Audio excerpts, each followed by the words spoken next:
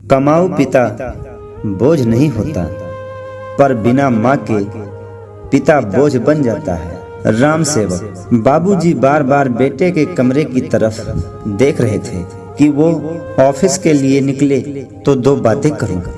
जैसे राजेश कमरे से निकला और बैठकर जूते मोजे पहनने लगा। बेटा राजेश, क्या ऑफिस जा रहे हो? राजेश ने कोई उत्तर नहीं दिया तो वो दोबारा हिचकिचाते हुए बोलो, वो मुझे कुछ कहना था।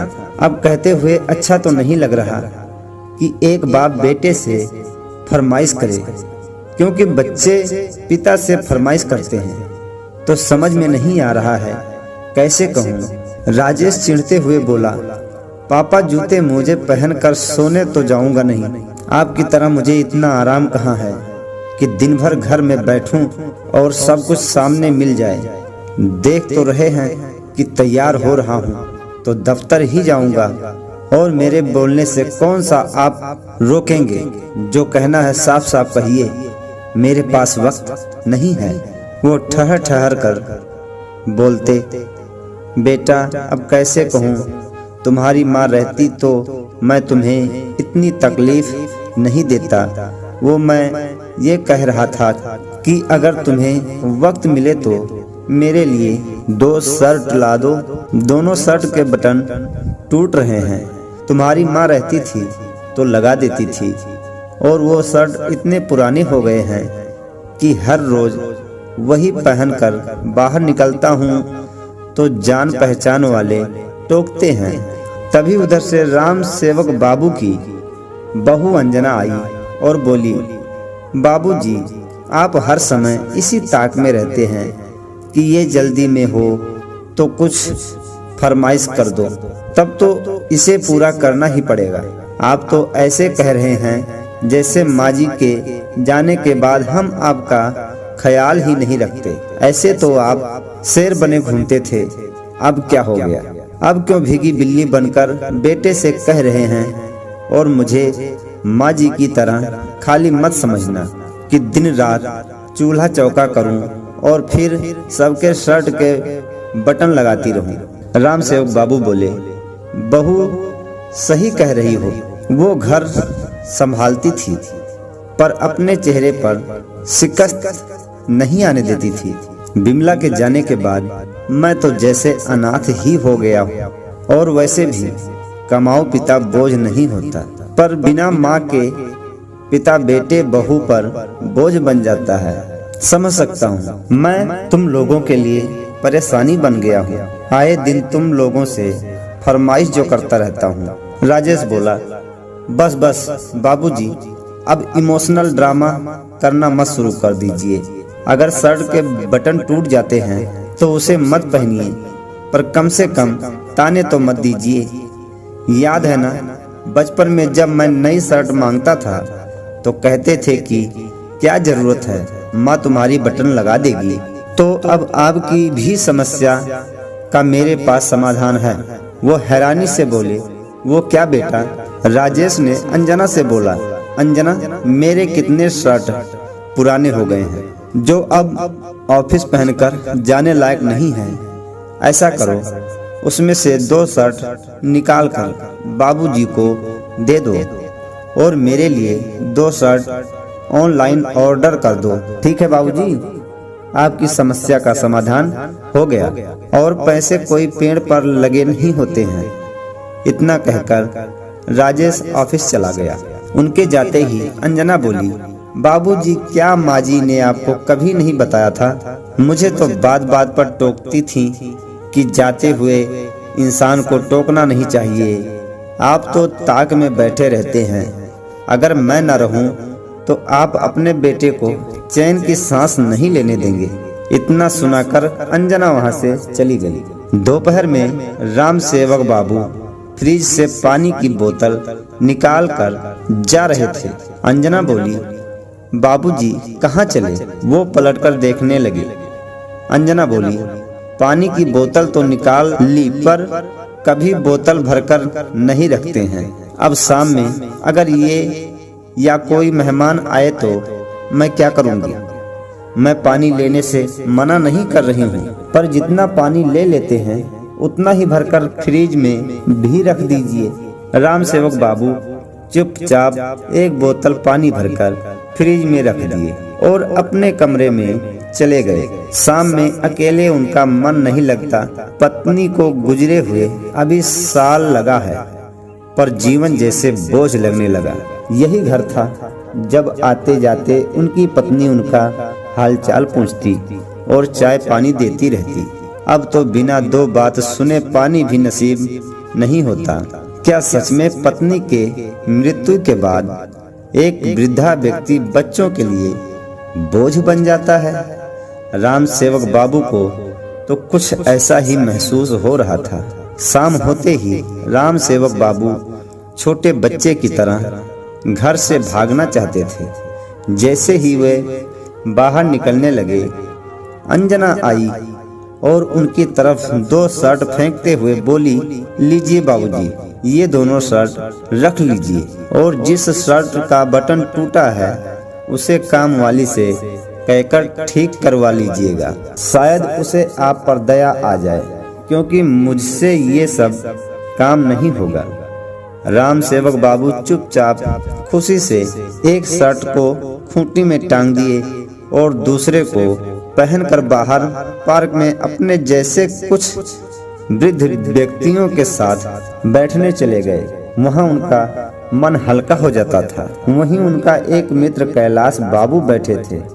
बातों बातों में वो बोले, राम सेवक बाबू, ये शर्ट क्या आपके बेटे की है? क्योंकि एक रोज वो मेरे बेटे से मिलने घर आया था, तब मैंने उसे पहने हुए देखा था। बेटे को ये रंग बड़ा पसंद आया था। उसने चर्चा भी की थी, इसलिए ये शर्ट मुझे याद है। राम सेवक बाबू एक पल को लज्जित हुए, फिर मुस्कुराकर बोले, कैलाश बाबू, अब ये क्या बताऊं? बेटा जिद पर अड़ा था कि बाजार चलिए 2-3 नए सेट खरीद लीजिए। मैंने कहा, रोज दफ्तर जाते हो, 2-3 महीने में ही अपने पहने हुए शर्ट छोड़ देते हो, क्यों पैसा बर्बाद करना? और मुझे कहाँ जाना है तो मैं पहन लेता हूँ। पता है आपको, मान नहीं रहा था, बड़ी मुश्किल से माना है। इतना कहकर बेचारे झूठी हंसी दिखाने लगे। कुछ घंटे बाद घर लौटकर आए और शर्ट खोलकर दूसरी खूंटी में टांग दी और अपने पुरानी शर्ट को पहन लिए। थोड़ी देर बाद बेटा दफ्तर से लौटा तो बहू ने उसके लिए गर्मा गर्म चाय पकौड़े बनाए। वहीं राम सेवक बाबू भी थोड़ी दूर पर कुर्सी पर बैठे थे। अंजना चाय के साथ उन्हें 2 ब्रेड दी और बोली, बाबूजी, तेल की चीजें आपको हजम नहीं होंगी, इसलिए आपको पकौड़े नहीं दी हूँ। इतना कहकर वो पति के पास जाकर बैठ गई। राजेश राम सेवक बाबू की तरफ देखते हुए बोला, बाबूजी, क्या अंजना ने आपको शर्ट नहीं दी? राम सेवक बाबू बोले, हाँ बेटा, बहू ने तो दे ही दिया है। राजेश बोला, फिर पहनते क्यों नहीं? राम सेवक बाबू बोले, आज ही पहनकर नीचे गया था। पर बेटा बोला, क्या हुआ, शर्ट फट गई या कुछ दाग लगा दिया? तभी अंजना बोली, हाय हाय बाबूजी, आपको पता है वो कितनी महंगी शर्ट थी। महीनों से ये पहन रहे थे।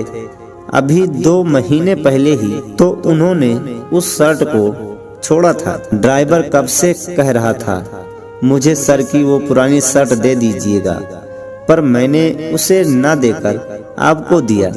और आप हैं कि? राजेश बोला, बाबूजी, उम्र होने के बाद बुढ़ापे में लोग जिम्मेदार हो जाते हैं, पर आप तो माँ के जाने के बाद बहुत ही लापरवाह हो गए हैं। मैं सोचा था गांव से यहाँ आपको लाकर रख लूंगा तो आप कुछ सीखेंगे, पर आप तो ये आपकी बहू आपके लिए इतना सोचती है और आप उसकी परेशानी बढ़ाते हैं। राम सेवक बाबू बोले, नहीं बेटा, ऐसी कोई बात नहीं है। शर्ट ना तो फटी है ना दाग लगा है। वो क्या है कि मैं उसे पहनकर नीचे गया था, किशोर बाबू ने वो शर्ट देखी और बोले कि ये शर्ट आपका बेटा पहनता था। तो मुझे लगा उनके मन में तुम्हारे लिए कोई गलत विचार ना आ जाए, इसलिए मैंने उसे उतार कर रख दिया। राजेश बोला, क्या जरूरी था आपको वो शर्ट पहनकर किशोर अंकल से मिलने की? और गलत विचार उनके मन में नहीं बल्कि आपके मन में आया होगा कि मैं पुरानी शर्ट पहनकर जाऊं, लोगों को दिखाऊं कि देखो मेरा बेटा मुझ पर ध्यान नहीं देता है। कितना भी कर लो आप किसान के किसान ही रहेंगे, मिट्टी में पले बढ़े हैं, शहर के तौर तरीके कहाँ से सीखेंगे? इतना कहकर किशोर उठकर चले गया। अंजना बोली, बाबूजी आज आपने इनका मूड खराब कर दिया। ऐसा कीजिए, रात में आप अपने कमरे में रहिएगा, मैं आपका खाना वहीं दे दूंगी। राम सेवक बाबू बेचारे बिना गलती के 4 बातें सुनकर चुपचाप अपने कमरे में चले गए। अगले दिन अंजना फोन पर अपनी माँ से राम सेवक बाबू की शिकायत कर रही थी। क्या कहूँ माँ जी की जगह अगर बाबूजी चले जाते तो मेरे लिए अच्छा रहता। कम से कम माँ जी घर के कुछ काम करके मेरा हाथ तो बंटाती थी, पर अब मेरे सर पर एक बोझ छोड़ गई हैं। दिन रात कोई न कोई बखेड़ा खड़ा करते हैं, इससे अच्छे तो ये गांव में रहते। राम सेवक बाबू चुप अपने कमरे में ही बैठे रहे। वक्त बीता। कुछ दिनों बाद उनकी काम वाली सीताबाई आई और बोली, बाबूजी कुर्सी पर बैठ जाइए, आपका बिस्तर झाड़ देती हूँ। लगता है कई महीनों से चद्दर नहीं बदली है, आपको बदबू नहीं आती? राम सेवक बाबू बोले, सीताबाई बड़ी मेहरबानी होगी अगर चद्दर झाड़ कर फिर से लगा दो, बदबू तो आती है, पर क्या करूं बेटा, मैं बहू का काम नहीं बढ़ाना चाहता। क्या तुम मेरा एक और काम कर दोगी?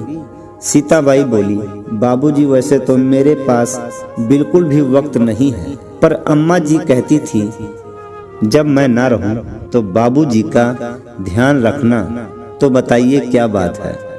राम सेवक बाबू जल्दी से अपनी शर्ट लेकर आए और बोले, देखो इसका बटन संभाल रखा हूँ, क्या तुम इसे लगा दोगी? सीताबाई मुस्कुराई और बोली, माँ बाप भी बूढ़े होने के बाद बच्चे हो जाते हैं। अम्मा जी क्या गई, आप बिल्कुल मुरझा गए हैं, क्या करोगे?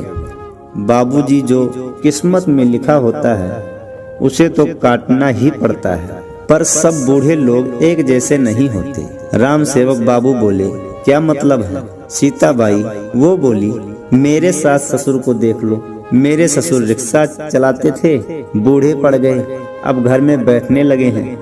एक रोज मेरा मर्द गुस्से में उन्हें कुछ बोला, ससुर को पता था उनकी उम्र हो गई है, बेटे से हाथापाई में तो जीत नहीं सकते। राम सेवक बाबू बोले, फिर क्या हुआ? तुम्हारे ससुर का? सीताबाई हंसकर बोली, क्या करेंगे जानकर?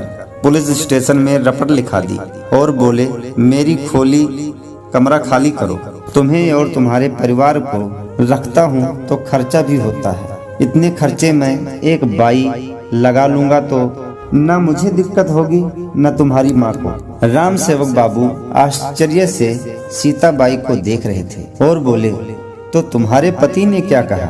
सीताबाई हंसकर बोली, कहेगा क्या, आज की दुनिया में घर और राशन में क्या कम खर्चा नहीं होता? अरे इतने पैसे में तो कितने माँ बाप को लोग खिला सकते हैं। वो दिन था और आज का दिन है। आज तक मेरे मर्द ने उनसे ऊंची आवाज में बात नहीं की है। ये लो बाबूजी, आपका शर्ट तैयार हो गया। राम सेवक बाबू की जिज्ञासा बढ़ी तो वो बोले, सीताबाई एक बात बताओ, तुम्हारे ससुर ने तुम्हारे पति के साथ ऐसा व्यवहार किया, तुम्हें बुरा नहीं लगा? सीताबाई बोली, बाबूजी एक बात कहूँ, थोड़े दिन के सुख के लिए मैं अपना बुढ़ापा नहीं बिगाड़ना चाहती। आज अगर मैं अपने पति के साथ हो जाती तो हो सकता है कल को मेरा बेटा भी मेरे साथ यही सब करता। ना बाबा ना, मुझे बुढ़ापे में अपने बच्चों पर बोझ नहीं बनना। अपनी कमाई से अगर मैं बुढ़ापे तक खा सकती हूँ तो क्यों बच्चों पर बोझ बनूंगी। मेरे मरने के बाद ही पैसा और घर मैं अपने बच्चों को दूंगी। इतना कहते हुए वो चली गई। सीताबाई की बातों ने उन्हें सोचने पर मजबूर कर दिया कि जब एक रिक्शे वाला रिटायर होकर अपने घर में इज्जत से रह सकता है तो मैं क्यों नहीं। मैं तो किसान था, भले मुझे पेंशन नहीं मिलता, पर ये घर और बाकी की संपत्ति तो मेरी है। 2-3 दिन विचार किया और बेटे से बोले, मुझे तुमसे कुछ बात करनी है। बहू बोली, बात क्या होगी, फिर कोई फरमाइश होगी। राजेश बोला, बाबूजी ऐसे ही मुझ पर बहुत बोझ है, आप और मत बढ़ाइए। माँ के जाने के बाद आप बहुत परेशान करने लगे हैं। इससे बेहतर तो आप गांव में ही किसानी करते। मेरी गलती थी जो माँ के साथ आपको यहाँ ले आया। राम सेवक बाबू बोले, हाँ बेटा, माँ बोझ क्यों लगती, तुम्हारे घर का काम जो करती थी। छोड़ो उन पुरानी बातों को, मैं वापस गांव जाना चाहता हूँ। अंजना खुश हो गई तो राम सेवक बाबू बोले, मैं अपना पुराना मकान ठीक करवाऊंगा तो सोचता हूँ इस घर को बेचकर गांव का मकान ठीक करवा लूं और फिर से किसानी शुरू करूं। अंजना बोली, बाबूजी ये तो सरासर धोखा है, आप मेरे घर को कैसे बेच सकते हैं। वो हंसकर बोले, धोखा और तुम्हारा घर, ये घर मैंने अपनी कुछ जमीन बेचकर और कुछ पर लोन लेकर अपने नाम पर ली थी, तो तुम्हारा कैसे हुआ। रिश्तों में धोखाधड़ी तो मैंने सीखी ही नहीं, पर झेली जरूर है। अंजना राजेश को देखने लगी।